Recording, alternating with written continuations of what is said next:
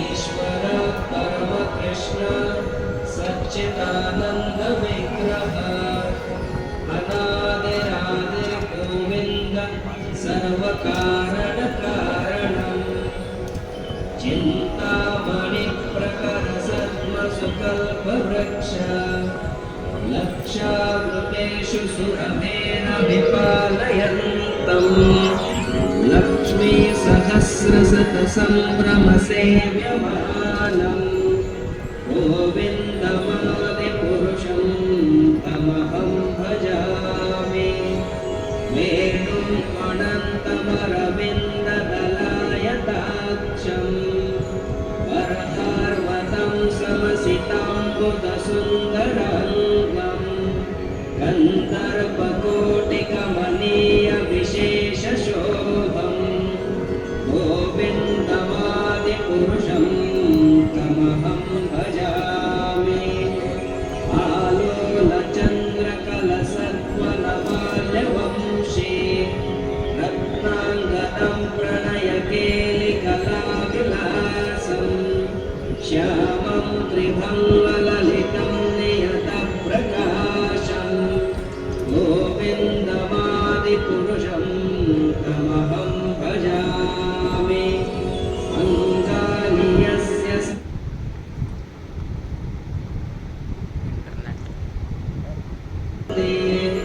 पश्यन्ति पान्ति कलयन्ति चिरं जगन्नन्तरूपम् आद्यं पुराणपुरुषं नवयौवनं च वेदेषु दुर्लभमदुर्लभमात्मभक्तो गोविन्दमादिपुरुषं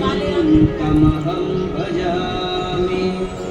पन्थास्तुकोटिशतवत्सरसम्प्रगम्यो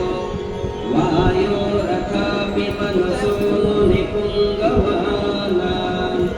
सोऽप्यस्ति यत्प्रवदसिन्यविचिन्ततत्वे गोविन्दमादिपुरुषं तमहं भजामि एकोऽप्यसो रचयितुं जगदण्डकोटिं यच्चक्षिरस्ति जगदण्डचयाय हन्ताः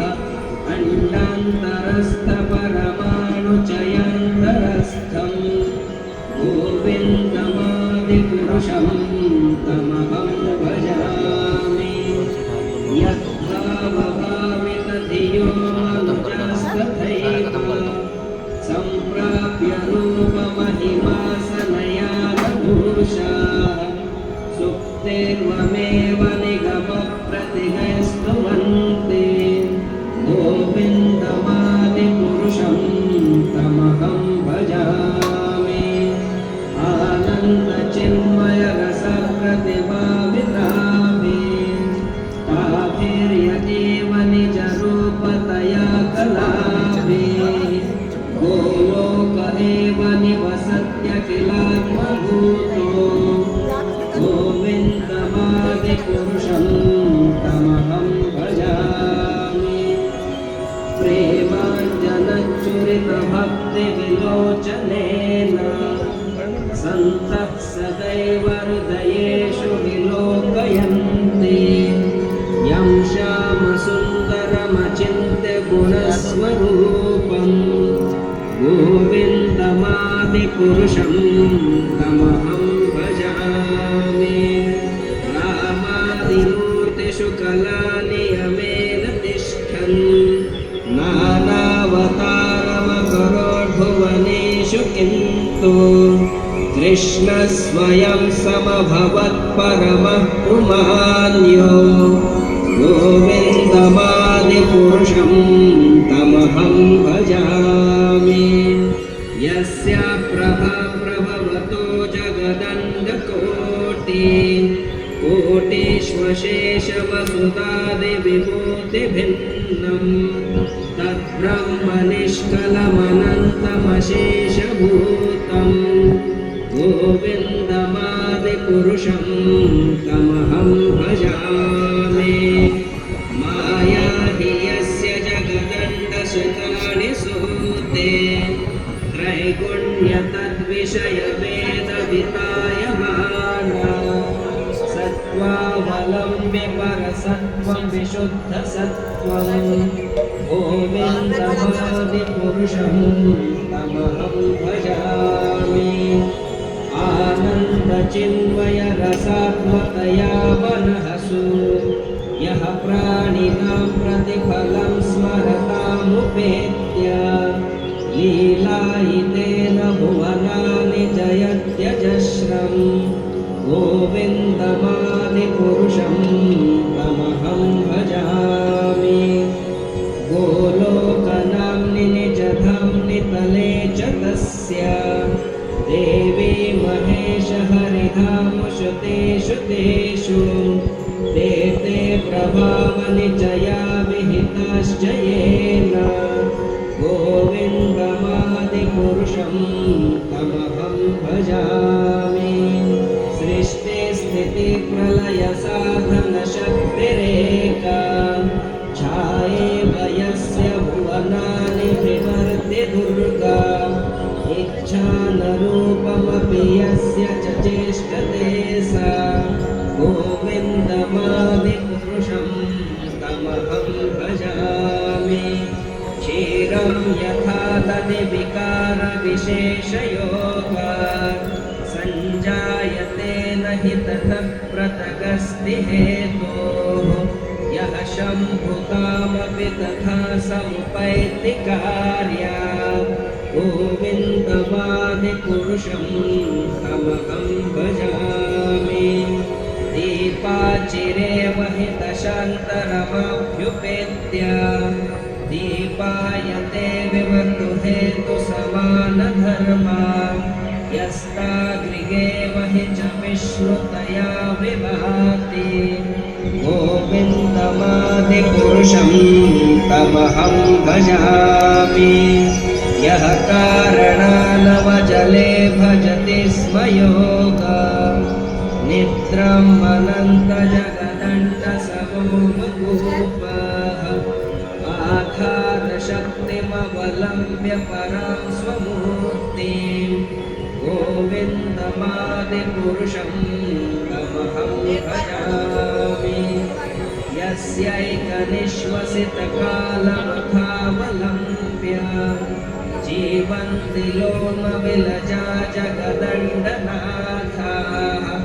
विष्णुर्महान् स इह यस्य कलाविशेषो गोविन्दमादिपुरुषं तमहं भजामि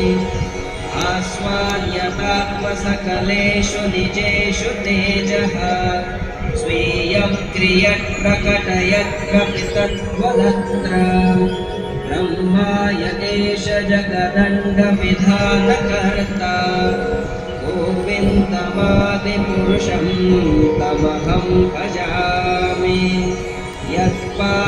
यत्पादपल्लवयुगं विनिधाय कुम्भा तन्वे प्रणामसमये स गणाधिराजाः विघ्नान् निहन्तुमलमस्य जगत्त्रयस्य गोविन्दमादिपुरुषं तमहं भजामि अग्निर्मही गगनकम्बुमरुर्दिजश्च कालस्ततात्ममनसेति जगत्त्रयाणि यस्माद्भवन्ति विभवन्ति विशन्ति यं च गोविन्दमादिपुरुषं तमहं भजामि यच्चक्षुरेश सविता सकलग्रहाणां राजा समस्तसुरमूर्तिरशेषतेजाः यस्यात्रया भ्रमति संवृतकालचक्रो गोविन्दमादिपुरुषं तमहं भजामि धर्मोऽथ पापनिचयश्रुतयस्तपांसि ब्रह्माण्डिकेटपतगावहलश्च जीवाः यद्दत्तमात्रविभवप्रकटप्रभावा गोविन्दमादिपुरुष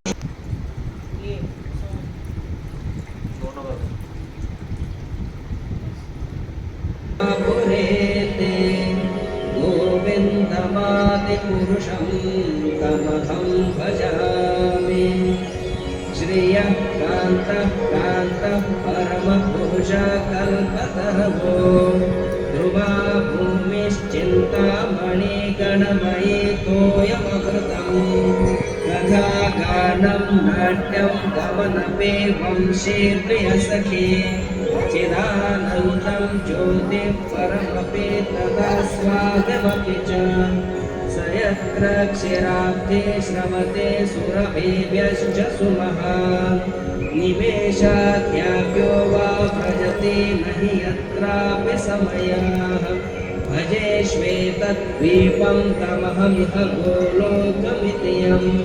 विदन्तस्ते सन्तक्षिते विरलचारा कतिपये। श्री श्री ब्रह्म संहिता की जय।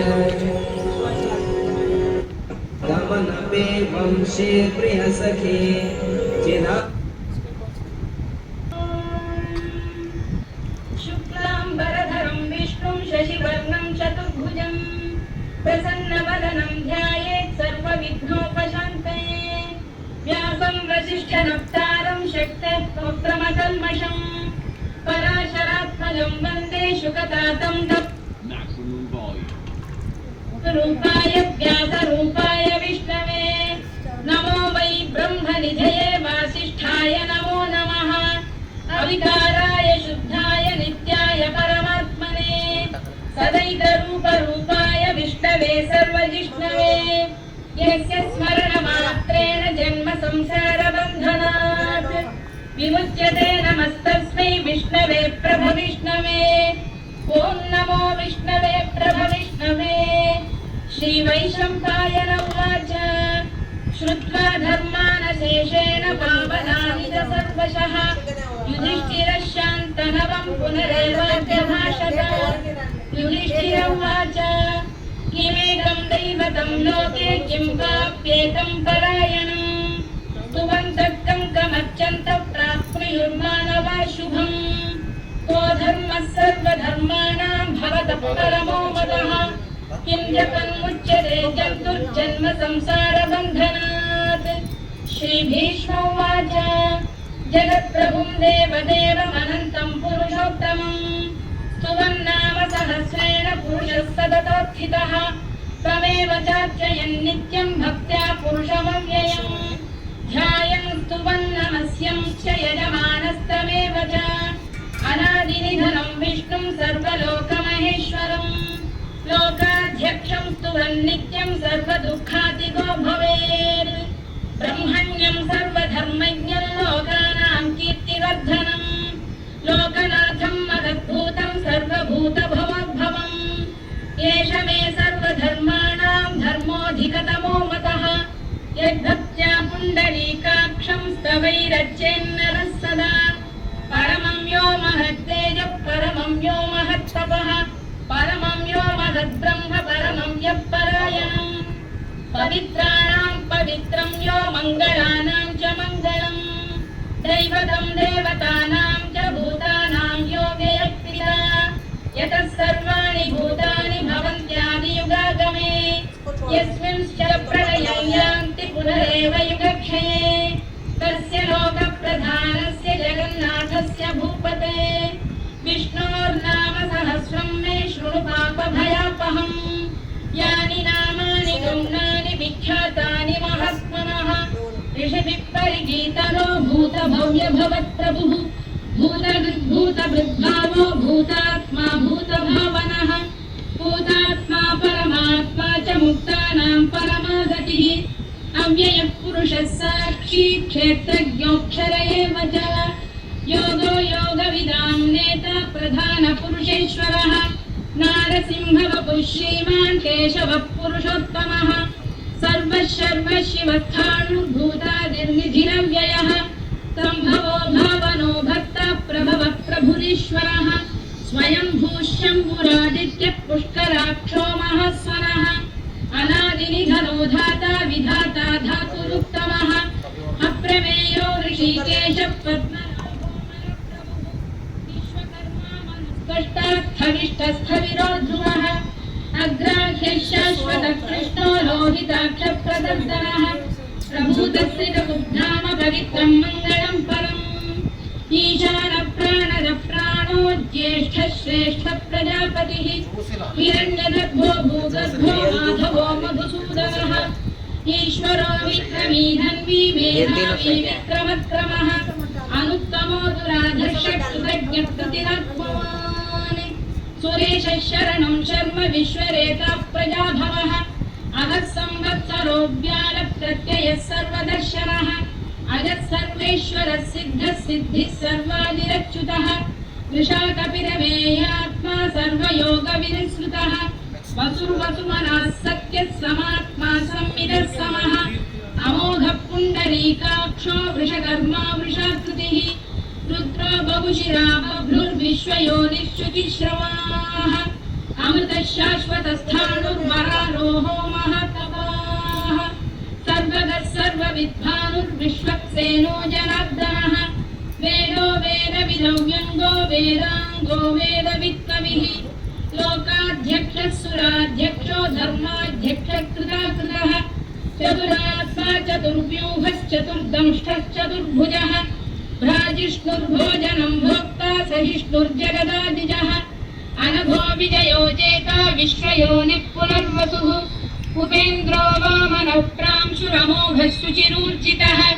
अतीन्द्रः सङ्ग्रहः सर्गो धृतात्मा नियमो यमः वेद्यो वैद्यः सदा योगी वीरः माधवो मधुः अतीन्द्रियो महामायो महोत्साहो महाबलः महाबुद्धिर्महावीर्यो महाशक्तिर्महाद्युतिः अनिर्देश्य वपुः श्रीमान् अमे आत्मा महादृधृत् महेश्वासो महीभक्तः श्रीनिवासः सतङ्गतिः अनिरुद्धः सुरानन्दो गोविन्दो गोविदाम्पतिः मरीचिर्दमनो हंसः सुपर्णो भुजगोत्तमः हिरण्यनाभः सुतपाः पद्मनाभः प्रजापतिः अमृत्युः सर्वदृक्सिंहः सन्धाता सन्धिमान् स्थिरः अजो दुर्मर्शनः शास्ता विश्रुतात्मा सुरारिः गुरुर्गुरुतमो धाम सत्यः सत्यपराक्रमः निमिषो निमिषः सद्वी वाचस्पतिरुदारधीः अग्रणी श्रीमान् न्यायो नेता समीरणः सहस्रमूर्धा विश्वात्मा सहस्राक्षः सहस्रपात् आवर्तनो निवृत्तात्मा संवृतः सम्प्रवर्तनः अधः संवर्तको वह्निरनिरोधरणीधरः सुप्रसादप्रसन्नात्मा विश्वधृत् विश्वभुग्विभुः सत्कर्ता सत्कृतः साधुर्जह्नुर्नारायणो नरः असङ्ख्येयो प्रमेयात्मा विशिष्टः शिष्टकृच्छुचिः सिद्धार्थः सिद्धसङ्कल्पः सिद्धिदः सिद्धिसाधनः वृषाही वृषभो विष्णुर्वृषभर्वा वृषोदरः वर्धनो वर्धमानश्च विविक्तः श्रुतिसागरः सुभुजो दुर्धरो वाग्मी महेन्द्रो वसुदो वसुः नैकरूपो बृहद्रूपः शिपिविष्टप्रकाशनः ओजस्तेजोद्युदितरप्रकाशात्मा प्रतापनः वृद्धस्पष्टाक्षरो मन्त्रश्चन्द्रांशुद्धास्करद्युतिः अमृतां शुद्धवो भानुः शशबिन्दुः सुरेश्वरः औषधं जगतः सेतुः सत्यधर्मपराक्रमः भूतभव्यभवन्नाथः पवनः पावनो नरः कामः कामकृत्कान्तः कामप्रदप्रभुः युगादिकृद्युगामर्तो नैकमायो महाशनः अदृश्यो व्यक्तरूपश्च सहस्रजिदनन्तजित् इष्टो विशिष्टः शिष्टेष्टः शिखण्डी नभुषो वृषः क्रोधः क्रोधकृत्कर्ता विश्वबाहुर्महीधरः अच्युतः प्रतितः प्राणदो वासवानुजः अपां निधिरधिष्ठानमप्रमत्तः प्रतिष्ठितः स्कन्दधरो धुर्यो वरदो वायुवाहनः वासुदेवो बृहद्भानुराजिदेवः पुरन्दरः अशोकस्तारणस्तारः शूरः शौरिर्जनेश्वरः अनुकूलः शतावर्तः पद्मी पद्मनिभेक्षणः पद्मनाभोरविन्दाक्षः पद्मगर्भः शरीरभृत् महर्धिर्वृद्धो वृद्धात्मा महाक्षो गरुडध्वजः अतुलः शरभो भीमः समयज्ञो हविर्हरिः सर्वलक्षणलक्षण्यो लक्ष्मीवान् समितिञ्जयः विक्षरो रोहितो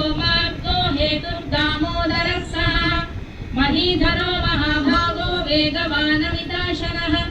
उद्भवः क्षोभणो देवः श्रीगर्भः परमेश्वरः करणं कारणं कर्ता विकर्ता गहनो गुहः व्यवसायो व्यवस्थानः संस्थानस्थानदो ध्रुवः परमस्पष्टः तुष्टः पुष्टः शुभेक्षणः रामो विरामो विरतो मार्गो नेयो